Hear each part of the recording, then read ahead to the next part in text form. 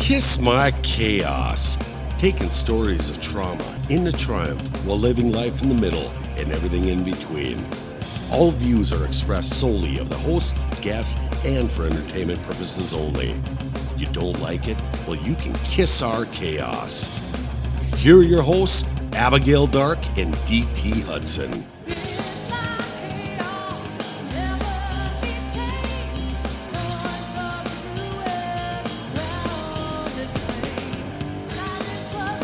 Hey everybody, it's D.T. Hudson with the one, the only Scream Queen of Halloween, Miss Abigail Dark. Welcome to Kiss My Chaos. Hey, we're back, Abigail Dark and Dan. And we have the privilege to be on site and remote with the one, the only, one of my favorite human beings, one of yours too. Absolutely. Mariah Prussia. How's it going, guys? Good. You? Hey, you know what? After tree removal and winds and potential tornado that was whipping through, life is good and blessed. I think we should reach out to the folks of Enderlin, North Dakota too, because they lost 3 valuable members of their community, and our hearts and thoughts and prayers are with them because that's always a tough thing, and I hope they get through it okay, and I'm sure they will. It's a very resilient community, so we're thinking about you. Absolutely. And then we have we have a window here that we can look outside because apparently there's more tornado watches. So if we see Reed Timmer, extreme meteorologist, and his whatever thing that he's in, the Dominator, we're going to drive in the other direction. Now we're going to go into it. This would be live footage. Hey, Angie, did you hear that? Your truck is about to get demolished. Yeah, don't, please. I didn't have that conversation. I don't know if she's looked at the weather forecast, so. Yeah, hopefully not. That's what insurance is for? No. Maybe not. Hey, I tell you what, thank you for everybody that listened last week. Had a ton of messages, had a ton of people reaching out saying, hey, thanks for what you're doing. But it's not for us, it's for you. And the whole goal has been to find people, not only our local community, but all over, that have not just an interesting story, but a story of victory. Maybe have been dealt some things in life that seemed almost insurmountable, but have come through it and are doing amazing things for other people. Absolutely. So maybe we should start with how we met Mariah. I think anybody who's listening to this that has met her has been inspired by her in some way, shape, or form. I got recruited to come to her kickboxing class, which I absolutely loved. At that point in fitness, I needed something. I needed to go into feeling better about myself, feeling more empowered. And I never really had a role model at that time of anybody in my life that I saw as a super strong, female role model. And it was nice to come into that, and I'm sure you've experienced tons of that with women coming in and not knowing themselves or just looking for something. They think they're coming for fitness, but they come out with something else. But tell us a little bit about what you do with that. Well, the thing is, I've personal trained for over 20 plus years, and I think we all go through different storms in navigating, and once we're able to become more in tune with our story, it's very easy to connect with other individuals because, again, everybody has a story, and what does that look like? So whether it is past, unhealthy relationships, whether it is trying to get healthy physically, whether it's emotional, mindset, all of those different components, and that's really what it comes down to is you see a plethora of different needs, and to be able to understand, I think, is a key thing, but most importantly is to listen. And I think when it comes to whether it's teaching kickboxing class, personal training, mindset coaching, whatever realm that is, I think it's important to know that we all have a different battle, but connectability is really key. Agreed. Going into the classes, you would tell us some personal things, and I loved that. I love that you were so real with everyone that came in there, that you had just a real down-to-earth feeling about you. A lot of times when you go into certain situations, especially when you're uncomfortable, as a person who was never into fitness or never knew anything about fitness, when you walk into those situations, you feel extremely uncomfortable. Like, I don't know the moves. I don't know, my body doesn't move the way that it used to. I want to get better, but I'm also very timid and I don't feel empowered. But going in there and like just the feeling of the gloves, you give them like the wraps and the gloves and you're like, holy, I'm badass now. Like, I feel like I want to go home and I show my husband the moves and like punch him. And, he was like, okay, I get that you're empowered, but please don't hurt me. Which brings up an interesting point. I'm trying to avoid being bench pressed by Abby and put in an arm bar today. So I am the one that's intimidated. But I can't imagine that, because coming from a guy's perspective, I don't know if it's something that is just learned over time, but it's supposed to be the big macho defender. Yet at the same token, why can't every human being be this confident person that I think, and correct me if I'm wrong, Mariah, but the self-defense courses are much more than self-defense. They are, and the reality is there's a lot of domestic violence or individuals who have experienced assault, or somebody that they know, and that's why they come into the classes, because they want to add more skills or tools to their toolbox. I think we train for a lot of different components in life, but yet we don't train to protect our life, and that's a big problem within our society.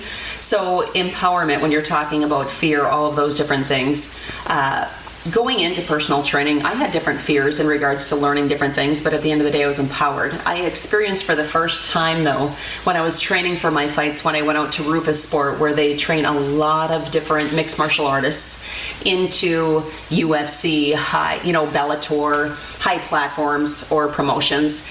And I was the only female that went in there, and it was Anthony Pettis who actually got me into the professional classes, which is huge. So clearly a big name back in the day. And anyway, the very first day I walked into Rufus Sport, I was nervous and I was like, okay, so what are we gonna do? I don't even know what the classes are. Is it sparring? Is it this? Is it that? The other? And here comes Tyron Woodley, who is also a UFC fighter. And I said, what should I anticipate for the first class? He goes, well, we're going to be sparring. And I said, so basically you're telling me that I'm gonna get my ass kicked? And he said, yep. Pretty much. So sitting in that space can transfer to individuals who have never done something. It's that fear, it's that anticipation of the unknown, like what is going to happen. So that was the first time ever when I was the only female in those professional classes, because all of their other women had just fought. So they were taking a week off when I was there for a week. So you got kind of thrown into the ringer. But I think the key thing is to understand is when you're doing something new, take one step at a time and recognize that perfection doesn't exist. So if you're going from, walking and now all of a sudden you want to start a running program, it's kind of scary. But at the same point, how do you know if you're going to get to where you want to be if you don't attempt it? Yeah, you got to try. You have to try. And that's what a lot of this is all about. And why Abby and I began this is to have people like you, Mariah, tell a story like that. I mean, I cannot imagine what that would be like going in. It's like, hey, we're sparring. These people have a ton of experience. How'd that work out? It was great actually. So, they didn't I'm go sure you like rocked it. They didn't go like balls to the walls, thank God. They did more timing sparring. So it was a lot of movement. We would drill different combinations, and then after we would go through drilling combinations, then we went live. So clearly I was matched up with people my size. But yeah, no, I wouldn't change those experiences, because we have to be humbled in life, and that was very a big humbling moment for me. And it's checking your ego when you go in, and you go in stating, I know absolutely nothing, because when you go in with that mindset, that is when you learn. I've always been curious of, you're good at everything that you do. Like, you put your mind to it, you figure it out, you look it up, you research it, and you do it to perfection. I have always wondered, why boxing? Like, what drew you into that world? I would say this, when I was in high school and even in college, I always wanted somebody to punch me first, and they never did. I'm not doing it either. No. Not even joking. It's crazy. So, I always wanted to have that interaction, like, all right, let's go. Let's see what you got. But the reality is, boxing and mixed martial arts, it wasn't the fact that, hey, my dream was to be a fighter. How that came into play is I needed something more. At the age of 36, I'm helping people with nutrition. I've got my nutrition dialed in. I've got my fitness dialed in. I've got my mindset dialed in. And then playing 3 sports in college, it's like I just needed something more. So, I get into this point, like each year I set a new goal of, okay, what is next for Mariah? What does that look like? And it's not all physical. And I've learned as I've gotten older that I dove so much into the physical trenches that it's like, no. There's so much more to growth than just that one element. And I've learned a lot in the last couple of years, and I've really shifted the way that I look at health and what that all entails. How did that first punch feel? Well, was the one, are you talking about the one I received or the one that I gave, right? Let's start with the receive, and then we'll go to the one that you gave. Well, that was outside of sparring in my first fight. It was crazy going in tunnel vision. You don't know how the fight is going to start. And what I learned is later in the next couple of fights, it's not about how the fight is going to start, it's how you're going to control the fight. So the very first time was, I got hit, but you don't feel anything. So it's all adrenaline, and it's like, okay, go. And that's really where the true fight or flight comes into play. It was my first fight, sold out crowd. First female professional sanctioned MMA fighter. I had WDAY Sports there. I had sold like $14,000 worth of tickets for my first fight. So I knew that when I was in a standing guillotine chokehold for the first round, which was 5 minutes, standing in the corner before going into the second round, my neck muscles were so fatigued that it felt like I was standing there. My head was like a bowling ball balancing on top of a straw. And I recall in my head saying, I really hope people don't see my head bobbling like a bobblehead doll. And I was like, you need to go in there and finish. Because you know what? People are wanting you to win.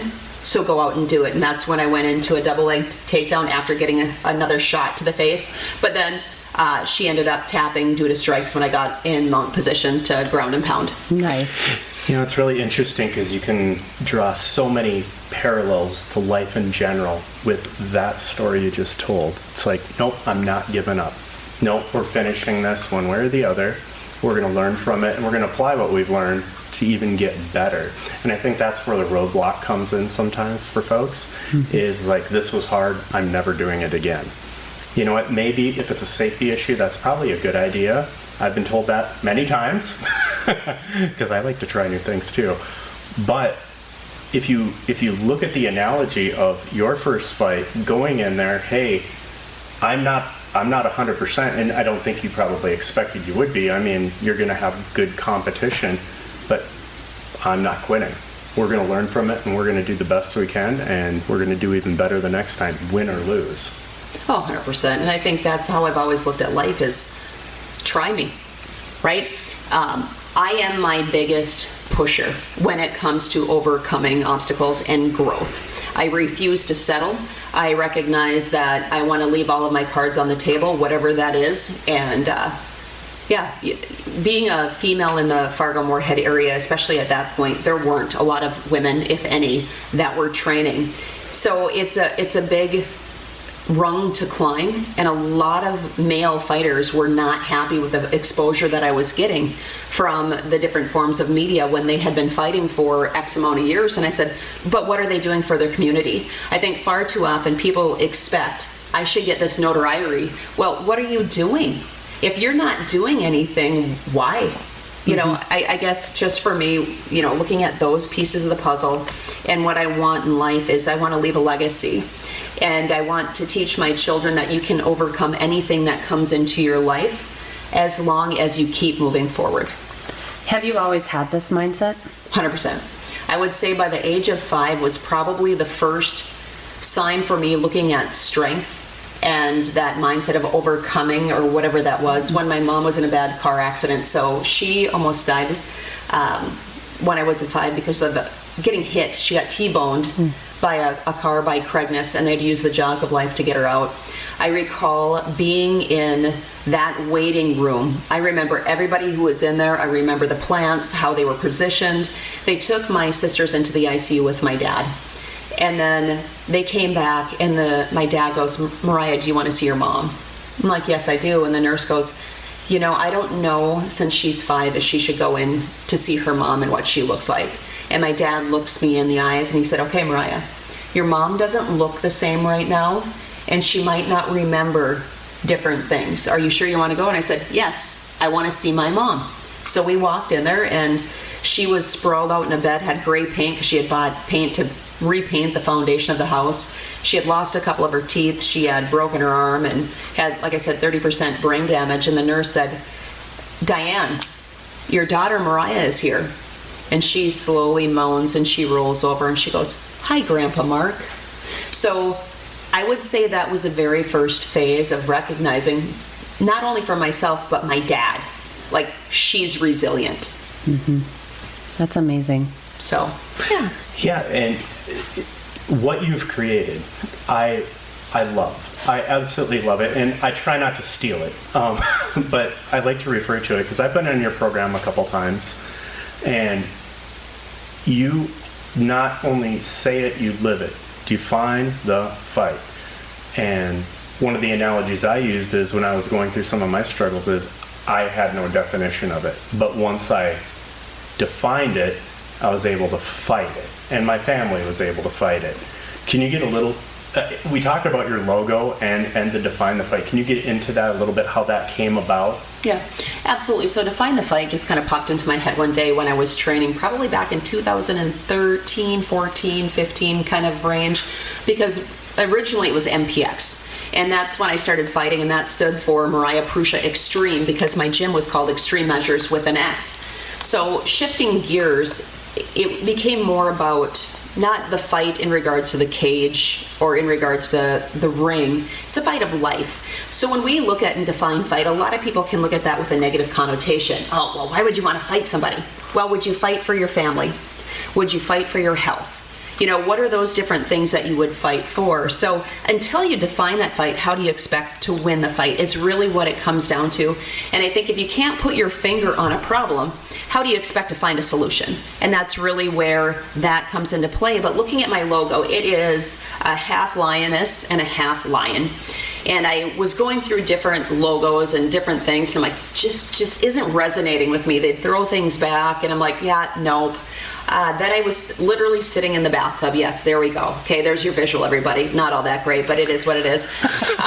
I am a water person. So sitting in the water or being around water, I get different images and I get really deep reflections. So when I went into that, I'm like, okay, well, Mariah, you were born in July. So you're a Leo, you're a lion. But not only that, you're a lioness. So then I was breaking down the different characteristics of the lion and the lioness. So the lion is the protector, the lioness is the hunter.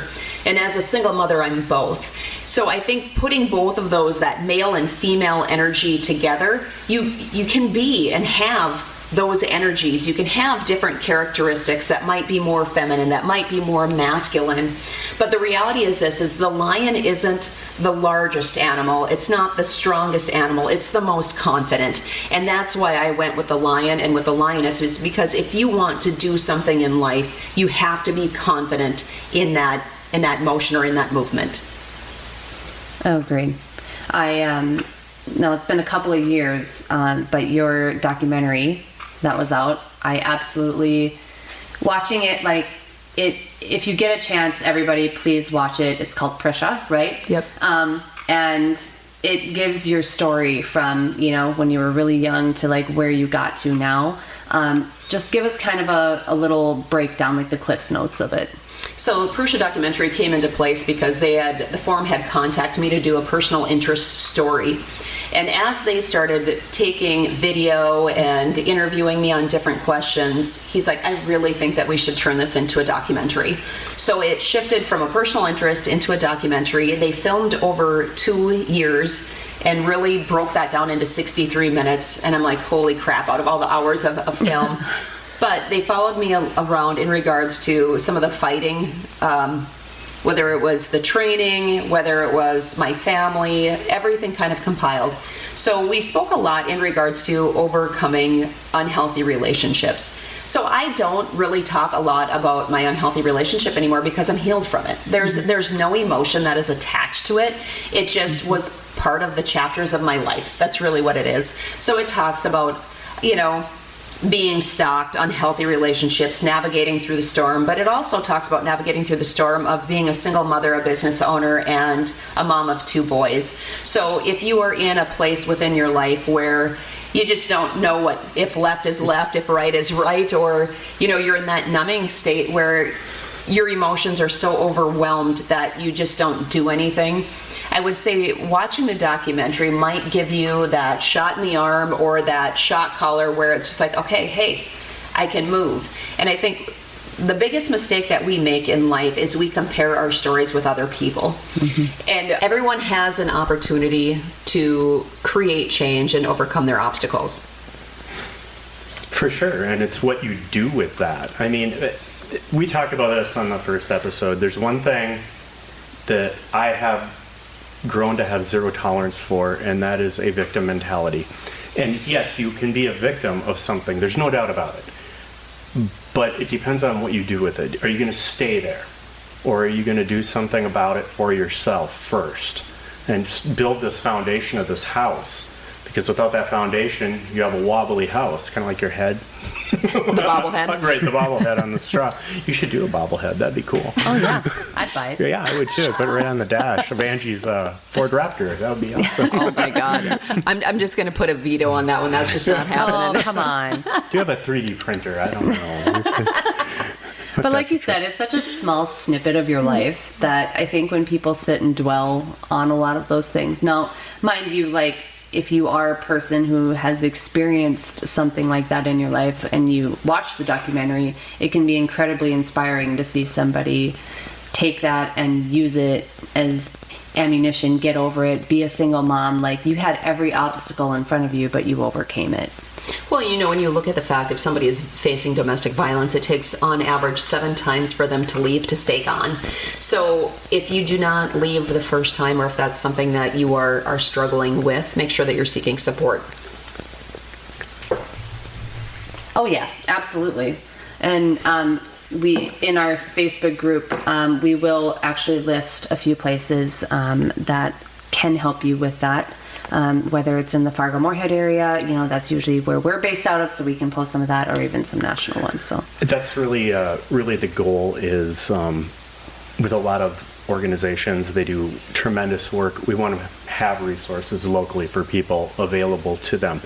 We're not doctors. We can tell you our stories all day long and how we got through it, and it may or may not work for you.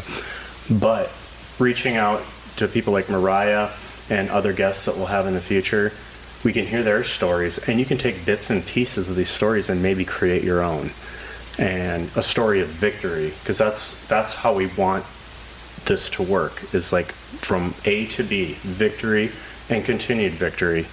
That slippery slope is way too slippery to climb back up, even by yourself sometimes. If you don't have the proper tools, or if it's triggers, you may need to identify them. But understanding that nobody is coming to save you. You need to do it yourself. You need to take the time, research, do what you need to do to find the strength.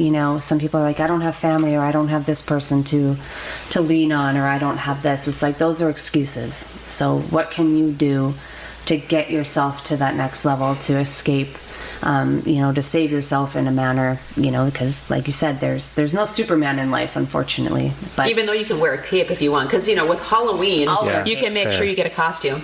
We do have the Halloween Scream Queen here. Hey, I can help you with the cape if you need. Absolutely. If you need a costume or any of that, I'm your girl.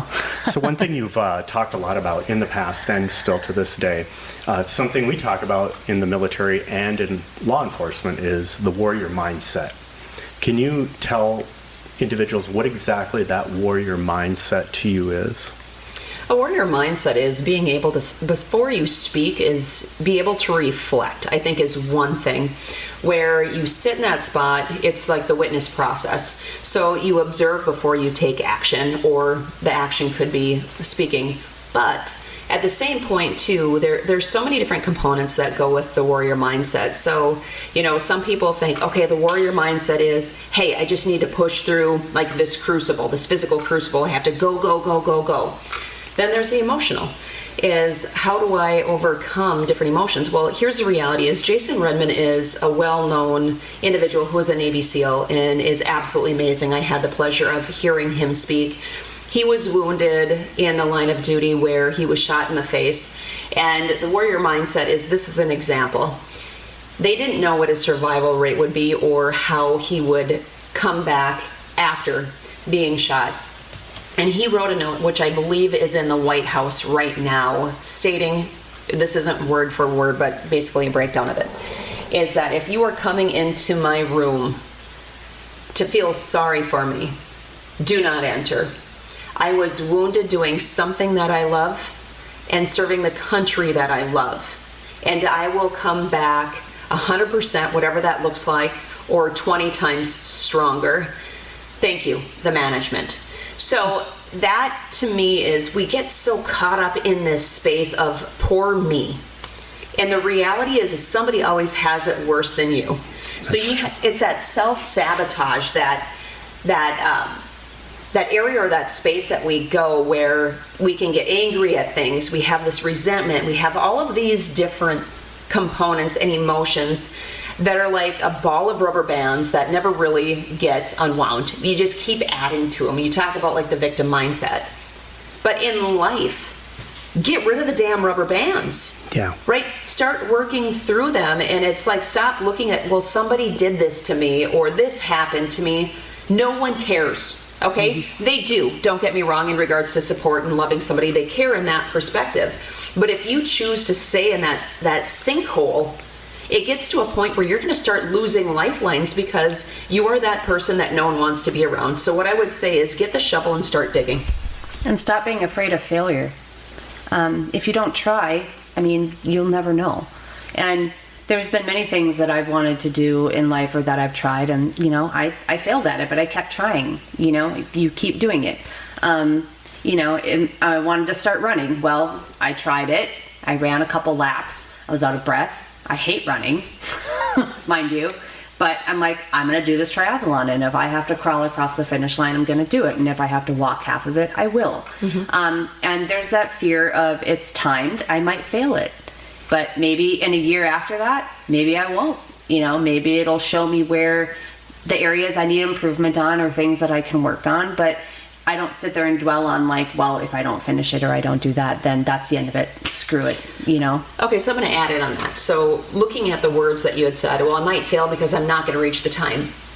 If you don't reach the time, who cares? Because here's the reality is you're putting in the time. Absolutely. So you're putting in the time to achieve it and try something new and to challenge yourself. That is not failing. It doesn't matter if you get a first place ribbon or a last place or whatever that may be. And stating, yes, if I struggle where, okay, I'm unable to jog, but I walk.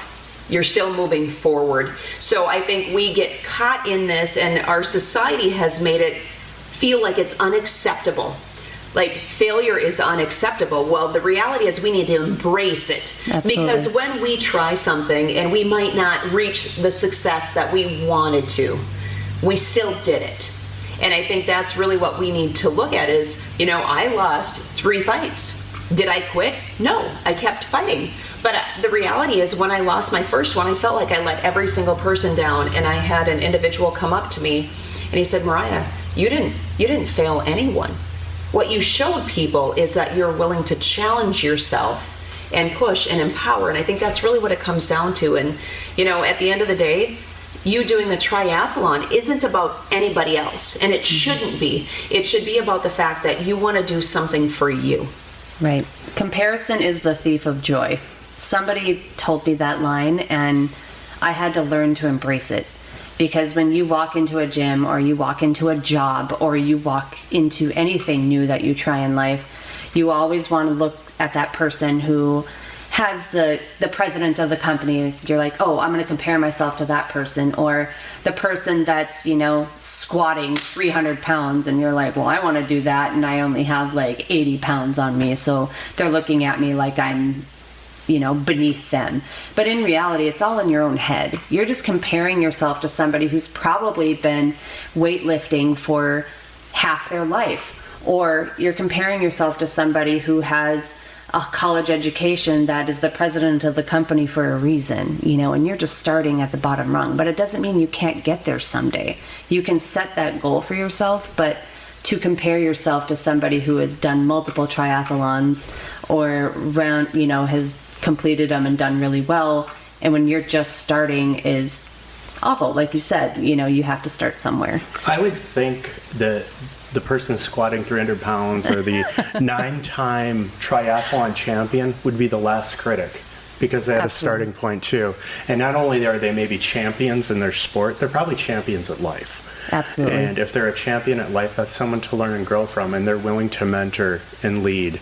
And those are the people you want to surround yourself with. The critics are the ones hiding behind their phones and their computers, making their comments, and Right. it would have never had the balls or courage to try anything new other than making themselves feel better by knocking somebody else down. Well, and I think looking at the people that are squatting or that are, killing it in life when it comes to the triathlons is, why would you want to be like somebody else? That's what I ask people, is like, why would you want to be like that person? Right. Even though they have these different things, that's great. You were given your own identity for a reason. So create it, and it shifts, right? So when you're in high school, you've got your identity there. Then when you start going through that transition into college, then when you go into your professional life, when you become a parent, all of those different things. And then when you hit a certain age in life, like, okay, well, now I'm towards the backswing of my life. What does that identity look like? And I think far too often people start idolizing individuals or looking at people as certain role models, which is great because, oh, hey, okay, if this person can do it, I can do it, right? That's great. However, why are we idolizing people, whether it's singers, actors, professional athletes, so on and so forth? I look at from a faith perspective, the only person that I really need to impress is God. Well, yeah, That's absolutely. I have a motto in my life, and I don't think I really found it until after I turned 40, honestly. Like, I think that was just something that was the catalyst to figure out who I am. Own your weird. I think every single person has something about themselves that they're self-conscious about, but it's what makes you special. It's what makes you unique. I try to preach that to my child. It's like, you don't have to try to be the most popular kid in school. You don't have to be the best athlete or the best singer or this or that. Like, just do you, every single day. I think there's so many parents and people out there that are just keep pushing their kids, and they just keep pushing them out of their childhood. They're not allowed to actually be children anymore because we want them to be professional hockey players, or we want them to, we want them to succeed, absolutely, but at what cost? And I think a lot of parents too are trying to live vicariously through their children, and that's the big problem, plus taking away coping strategies where if their kid isn't held responsible for their actions, now all you're doing is saying, okay, once they're adults, your parents aren't going to be there to save you. So I think the helicopter parents need to ground their helicopter and just take a step back, and like you had said, just let your kids be kids. If you could give kids, this generation of children, a bit of advice from what you've learned in life, I know there's probably a lot, but if there's one that sticks out in your mind, what would that be? Advice for kids today. Yeah. Is to learn how to unplug. I Yeah. think right now we've got digital addiction, which is at an all-time high. It's crazy to see, but adults are the same way. Let's run to our cell phones. As soon as we're done with a task, I'm going to check my text messages. Oh, I'm going to go to my social media. All these different things where kids now, it's like that era. But then also, too, is learn how to play. And learn how to play outside. Nature is the most healing area in life that people can learn so much. You're getting fresh air, you're getting vitamin D, you're grounding yourself from a spiritual level. Also, get your hands in the dirt. It used to be to the point where we would be outside until it was dark, and then our parents had to beg us to come in. Mm-hmm. Now It has shifted to the other direction where we have to beg them to get outside. So who is the problem? We are as parents to start. But so is society and this expectation. And I had an individual on my show who was absolutely amazing. And he said when social media first came out, that it was all about connection. And now social media is all about content. So we're really losing what life is all about by trying to climb that ladder. We have no tablet summers in our house. We don't have it at all. So we try to get rid of it. He can go outside, he can go play. But like you said, when I was growing up, when the street lights came on was when you went home. And oh boy, if your ass was not home at your house when that street lamp was on, you could hear your mother from halfway across the town. Like, I grew up in a town of 500 people and there's like 3 streets. So if you heard your mom like yelling from your yard, you knew you were getting it when you got home.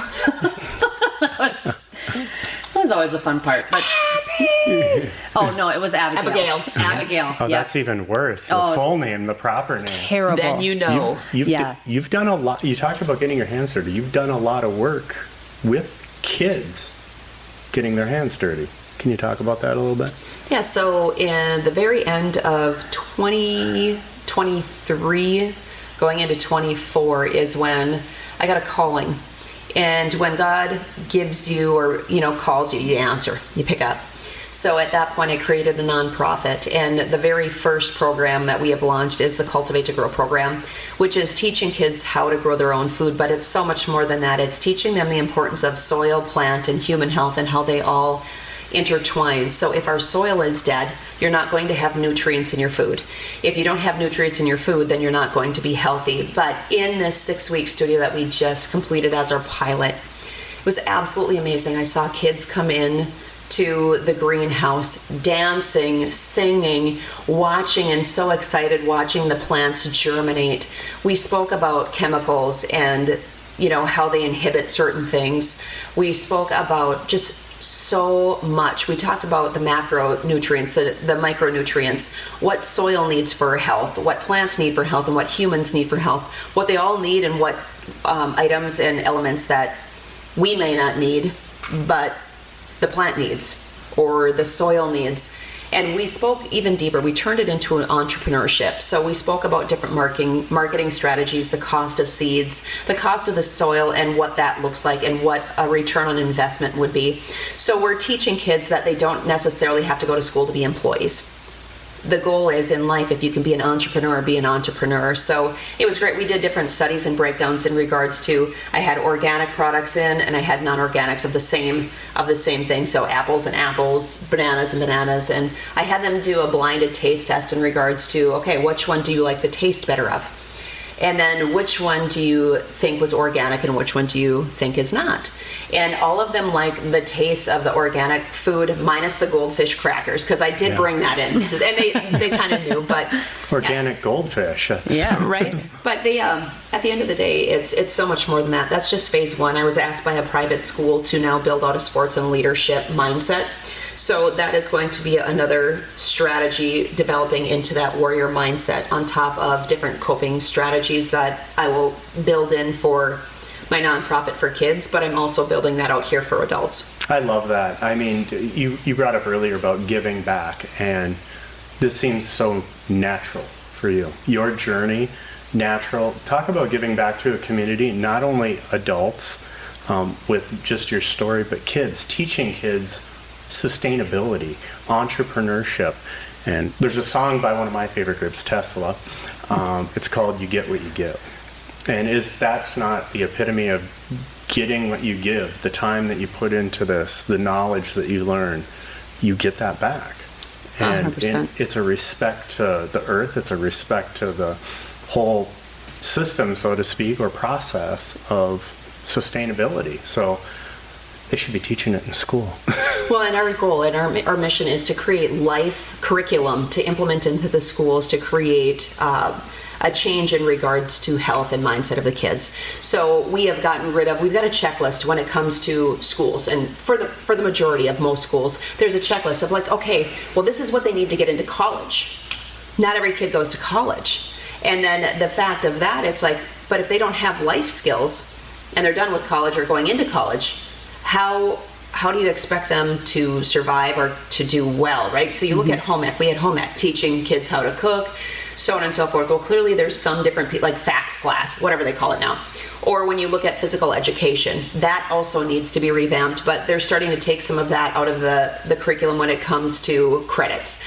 So when we look at our society and we look at the number one killer in regards to heart disease, so on and so forth, why would we take those elements out or limit it to the most minute number? It just doesn't make sense. So we had, in 2020, there was 154 million children that are labeled as obese. And by 2030, when you start looking at those standards, the estimated number is to be close to 254, 58 million children will be obese. So we have a problem. So we need to start looking at a deeper perspective of solution. It's not about college. It should be about life. And people moan and groan in regards to health insurance. You know, and somebody had said, well, health insurance is so high, so on and so forth, moaning and groaning. And I'm like, okay, so I'm just going to bring this to your attention. You have this in your health history, you have this in your health history, and you have this in your health history. I said, what are you doing right now as a proactive approach to get healthy? And now you're moaning and groaning in regards to the cost of insurance. But if we look at every single person who is not doing something to better their health, then you're part of the problem. I mean, I'm very straightforward, and I totally just spit on you. That's okay. But you know what? It's just I'm like not saying shower. anything. Giving you a little shower over there, Dan. But no, I just think that we need to start looking at, when it comes to education, in a different way. We're going through spiritual warfare, whether people realize it or not. Self-reliance and teaching adults and kids resiliency, but then also how do you grow your own food? Hey, how can I do rain collecting? How can I get all of these different things? Some of the things that you learn in the military. Why aren't civilians learning this? We have put so much power in regards to our government. And it's like, don't bite the hand that feeds you. Well, why don't you just take your hands and start working with them, and then you don't have to worry about where you're going to get your next meal. Yeah, feed yourself. It's unbelievable when you walk into a grocery store. When I had started my fitness journey, people were like, well, eat whole foods. I'm like, well, what's that? You know, I don't know, like a one ingredient food, you know, what am I looking for? And now that I've learned how to read labels, it is insane what is in our food. It's like not even food anymore. And we're trying to force feed this to our children. Like, you know, simple things like mac and cheese or, you know, pizza, the staples, you know, that people feed their kids on a daily basis.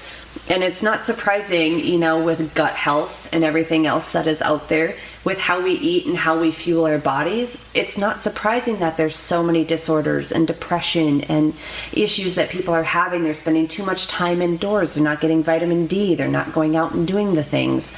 But who's purchasing the food for their kids? The parents. And if the parents don't understand, they're not setting their kids up for success. Well, and I think a lot of it comes down to financial, right? So when we look at inflation and the cost of foods and the cost of quality high foods, there really isn't that much change now, or when you're looking at the cost from non-organic to organic, right?